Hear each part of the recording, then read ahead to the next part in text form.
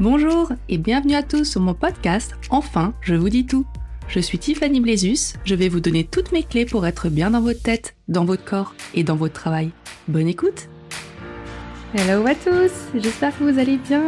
Cette semaine, on va parler d'un thème qui ne me concerne pas personnellement, mais qui m'a été évoqué et demandé, à savoir la jalousie. Donc je crois que c'est le premier épisode que je prépare dont j'ai pas été concernée, ou en tout cas pas récemment. En tout cas, c'est un sentiment qui m'anime pas souvent, mais que je trouvais intéressant d'aborder parce que c'est très fréquent. Et voilà, c'est un peu pour démystifier tout ça. On va comprendre du coup comment ça se manifeste, quelles sont les origines de la jalousie et comment on peut surmonter ce sentiment pour qu'il ne pollue pas, on va dire, le quotidien ni les relations avec les autres. Donc c'est parti. Donc bien sûr, la jalousie, c'est une émotion qui est complexe et souvent mal comprise, que ce soit dans les relations amoureuses, les amitiés, même au travail. La jalousie peut avoir des effets dévastateurs si elle n'est pas gérée correctement. C'est souvent source de tensions, de conflits, de mal-être. Et voilà, comme je le disais, la plupart du temps mal compris. Donc on va voir comment on peut surmonter tout ça.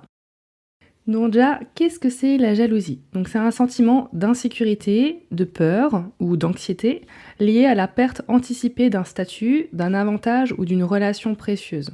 Donc en gros, on projette que la relation, on va dire, ou ce qu'on est va s'arrêter, et alors qu'en fait, il n'y a rien de tout ça. C'est purement mental et psychologique, quoi. Donc cette jalousie, elle peut être déclenchée par la perception que quelqu'un d'autre est une menace pour quelque chose qu'on valorise profondément. D'accord ? Donc ça peut être un petit peu flou, mais en gros, avec des mots simples, c'est simplement on a une ressource que pour nous est rare et à laquelle on tient profondément, et on a l'impression que quelqu'un d'autre va venir nous la voler. Voilà, et qu'on va perdre ce qu'on a. Il faut vraiment résumer très très brièvement. Donc bien sûr, ça c'est quelque chose qui n'est pas basé sur quelque chose forcément de concret ou de palpable. Ça peut être uniquement, comme je vous l'ai dit, psychologique, dans la tête. En gros, comme l'expression, on se fait des films, quoi. On s'invente que des scénarios catastrophes ou que ça va mal passer en prenant quelqu'un d'autre en otage, alors que la réalité n'est pas forcément celle-ci, quoi. Après, il peut y avoir des cas beaucoup plus complexes avec des faisceaux d'indices qui ont mené en ce sens et où le sentiment de jalousie peut être, on va dire, légitime, mais c'est quand même un sentiment qu'on a bien avant que les choses réelles, sérieuses se passent, bien avant le problème. On anticipe qu'il va y avoir un problème, en fait. C'est ça le souci. Donc les origines de la jalousie, déjà ça peut être en premier lieu dû à un manque de confiance en soi, donc à cette insécurité personnelle qu'on a vue dans la définition. Donc l'insécurité, c'est une des principales causes de la jalousie. Quand on doute de sa propre valeur, de notre propre attrait, en fait on est plus susceptible de ressentir de la jalousie envers ceux qui semblent posséder les qualités ou les ressources qu'on désire. Forcément, si on manque de confiance en soi, on va être jaloux ou envieux par rapport à quelqu'un qui semble correspondre à tous les critères qu'on n'aura jamais, et on se dévalorise encore plus parce qu'on idéalise quelqu'un qui dans la réalité n'est peut-être pas aussi parfait qu'on le met sur un piédestal, quoi. Mais ça peut être effectivement renforcé. Plus on va manquer de confiance en soi, plus on va douter de sa valeur. Forcément, on va être envieux et idéaliser les autres, quoi. Également, on peut parler des expériences passées qui jouent un rôle crucial dans la jalousie. Ça peut être des trahisons, des abandons, des relations marquées par la jalousie. Ça peut rendre une personne plus vulnérable dans les situations qu'elle rencontre actuellement et dans le futur. Donc forcément, plus il y a eu de mauvaises relations ou de mauvaises choses qui se sont passées antérieurement, où il y a ce sentiment de jalousie qui a été dévastateur, forcément dans le présent, quand on va rencontrer une nouvelle personne, qu'on va avoir une nouvelle relation amoureuse par exemple, ce sentiment il va se raviver aussitôt qu'il va y avoir un indice ou quelque chose qui nous met la puce à l'oreille et qui rappelle une mauvaise expérience passée. Aussitôt tous les feux ils vont se mettre en alerte et le sentiment de jalousie revenir encore plus fort qu'avant, quoi. Également, c'est la comparaison sociale. Forcément, c'est ce que je vous le disais, quand on manque de confiance en plus nos expériences passées, c'était pas folichon parce que ça s'est pas très bien passé, on va encore plus se comparer aux autres, quoi. Et encore plus avec les réseaux sociaux et voilà, et tout ce qu'on voit sur internet où on a l'impression que tout est parfait dans le meilleur des mondes pour chacun, alors que c'est complètement utopiste. Voilà. Donc voilà, faire très attention à tous les succès, les moments de bonheur qui sont mis en avant sur les réseaux. C'est voilà, prendre avec des pincettes. Les gens ne montrent que ce qu'ils veulent bien vous montrer. Ok? Donc ça peut sembler évident, mais voilà, je le redis parce qu'une piqûre de rappel ne fait pas de mal. Voilà. Donc un petit peu ce qu'on peut dire sur les origines, d'où ça peut provenir. La jalousie, donc comme dit, on se compare aux autres, on manque de confiance et c'est un sentiment qu'on traîne depuis longtemps et qui se ravive à chaque fois qu'on a une nouvelle relation ou quelque chose. Donc ensuite, comment ça se manifeste, la jalousie? Donc il y a plusieurs manifestations. Déjà, des comportements possessifs, hein. La jalousie, forcément, elle peut conduire à comment on peut dire ça? Des comportements possessifs et contrôlants. On veut tout contrôler, hein, par peur de perdre l'autre. Une personne jalouse, elle peut essayer de limiter ses interactions avec son partenaire, avec d'autres personnes, évidemment, surveiller ses activités, exiger des preuves constantes d'affection. Hein, on peut être dépendant de toute cette affection également pour toujours devoir rappeler à l'autre qu'on existe, qu'on est là, et que surtout, il ne faut pas qu'il aille voir ailleurs, quoi. Donc ça, c'est dans le cas de relations amoureuses, mais la jalousie peut aussi être dans des relations amicales, familiales, vraiment entre frères et sœurs, enfin voilà, c'est partout et avec tout le monde. D'accord? Donc ça peut se manifester par ce besoin de contrôler ce que l'autre fait sans cesse. Ça se manifeste également, ça c'est pas un secret, hein, des conflits et des disputes fréquents, hein, c'est une manifestation courante forcément parce que les accusations sans cesse, les soupçons, les malentendus, ça c'est sûr, ça crée une atmosphère de tension et plus il va y avoir de jalousie, plus il va y avoir une méfiance qui va s'installer dans la relation et forcément la relation va être ensuite à une forte tendance toxique, hein. Je vous rappelle l'épisode 4, je pense que vous l'avez écouté parce qu'il vous avait beaucoup plu, mais je vous invite à le réécouter si besoin. Mais ça génère cette possessivité et ce besoin de contrôle des relations qui sont absolument malsaines, quoi. Une autre manifestation, forcément, sentiment de colère et de tristesse, hein, des émotions négatives, des pensées négatives. Ça, c'est très très fréquent. Donc la jalousie est souvent accompagnée de sentiments intenses de colère, de tristesse et d'une grande frustration. Forcément, on n'a pas la main sur ce que font les autres, on n'a pas à le faire. Et c'est évident que ces émotions peuvent être épuisantes et nuire au bien-être et à la santé mentale, ça c'est sûr. On est dans un cercle vicieux du négativisme, hein, là, c'est sûr. Donc ça, je vous le rappelle, hein, pensée négative, émotions négatives, comportement négatif, actions négatives, etc., etc. On n'en sort pas.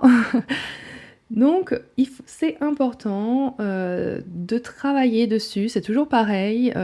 Ça commence par une prise de conscience que ça va pas. Là, en l'occurrence, c'est la prise de conscience que le sentiment de jalousie est trop fort, qui nuit aux relations, qui vous éloigne de votre entourage, etc.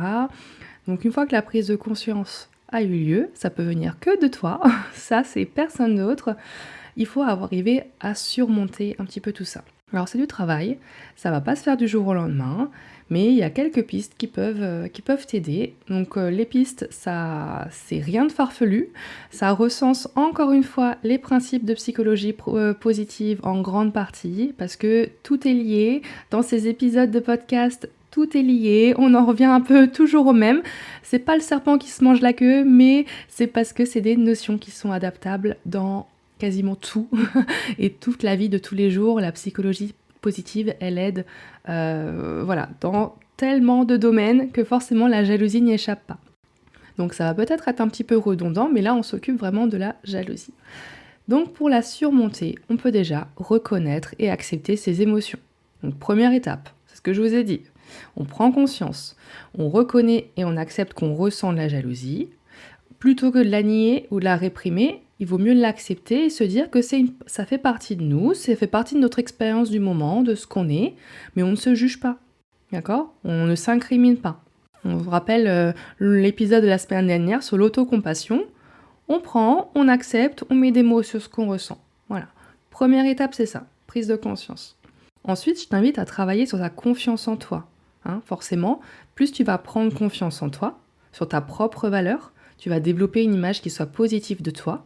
Et forcément, tu vas être moins susceptible d'être menacé finalement par les autres, parce que tu auras conscience que tu es quelqu'un de formidable, d'exceptionnel, d'intelligent, beau, tout ce que tu veux, mais tu te sentiras pas inférieur aux autres, parce qu'au final, c'est ça un petit peu ce qui se passe. Là, tu seras pas supérieur non plus, parce que c'est pas le but, c'est d'être pareil. On est tous pareils, avec nos différences, nos qualités, nos défauts, tout le monde, sur un même pied. Et il faut que tu te rendes compte que tu es sur le même pied que les autres. Donc ça aussi, c'est un travail. D'accord ? Ensuite, je t'invite à communiquer. Ça, c'est la base, c'est le b.a.-ba tout le temps. Mais encore plus dans des relations comme ça qui sont un peu tendues. Ça doit être tendu. Mais une communication ouverte, honnête, c'est essentiel pour gérer la jalousie dans les relations. Que ça soit de couple, familial, amical, c'est pareil. Exprime tes sentiments sans accuser l'autre. Parce que ça peut lui faire prendre conscience de ce que tu ressens, d'accord ? Déjà, de partager ça montre que tu es ouvert et que tu as justement fait ce travail de prise de conscience déjà, et l'autre peut t'aider, ok ? Donc ça va aussi renforcer la confiance de chacun, parce que si tu arrives à t'exprimer, à partager ce que tu ressens, en retour, l'autre personne pourra le faire aussi, et vous allez essayer de travailler ensemble, en équipe, pour que ça puisse se régler, quoi. Ensuite, je t'invite fortement à éviter de te comparer aux autres. Ça, c'est comme ce qu'on disait un petit peu avec tout ce qu'on voit sur les réseaux et tout. Rappelle-toi que chacun suit son propre chemin et que les comparaisons, là, c'est trompeur, d'accord ? Concentre-toi sur tes propres objectifs, tes propres réalisations, ta propre vie, quoi.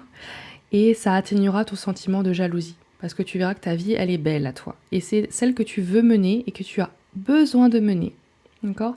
Sans vouloir te dire que tu aimerais vivre la vie de quelqu'un d'autre qui est sans doute 1000 fois mieux, 1000 fois plus facile, etc. C'est faux, entièrement faux.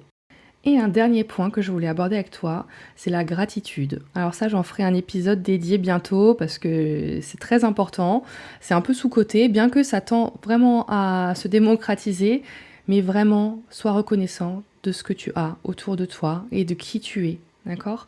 La gratitude, c'est un puissant antidote à la jalousie, d'accord ? Apprécie ce que tu as déjà, apprécie les relations que tu as, les personnes qui t'entourent. T'as pas besoin d'avoir ce que les autres ont, ça n'a aucun intérêt. Et en plus, si tu avais la vie de quelqu'un d'autre, elle te satisferait peut-être de toute façon pas, parce que ce n'est pas ta vie, d'accord ? Donc sois reconnaissant de ce que tu es, de tout ce qui t'entoure, de ta vie, la vie que tu mènes, les belles choses que tu as autour de toi, que tu ne vois pas forcément toujours, parce que tes sentiments, tes émotions, ça, tout est biaisé. Mais ouvre les yeux et regarde autour de toi d'abord, avant d'aller voir chez les autres si c'est mieux. Donc en conclusion, la jalousie, rappelle-toi que c'est une émotion humaine normale. Tu n'es rien d'autre qu'un être humain, d'accord ? Mais bien sûr, ça peut être complètement destructeur si ce sentiment n'est pas géré correctement, d'accord ? Donc en reconnaissant ses origines, en comprenant comment ça se manifeste chez toi, en prenant conscience et en adoptant des stratégies pour la surmonter, tu peux transformer ta jalousie en une opportunité de croissance personnelle. Tu vas travailler sur toi, tu vas développer de nouveaux sentiments, ça va générer de nouvelles émotions en toi.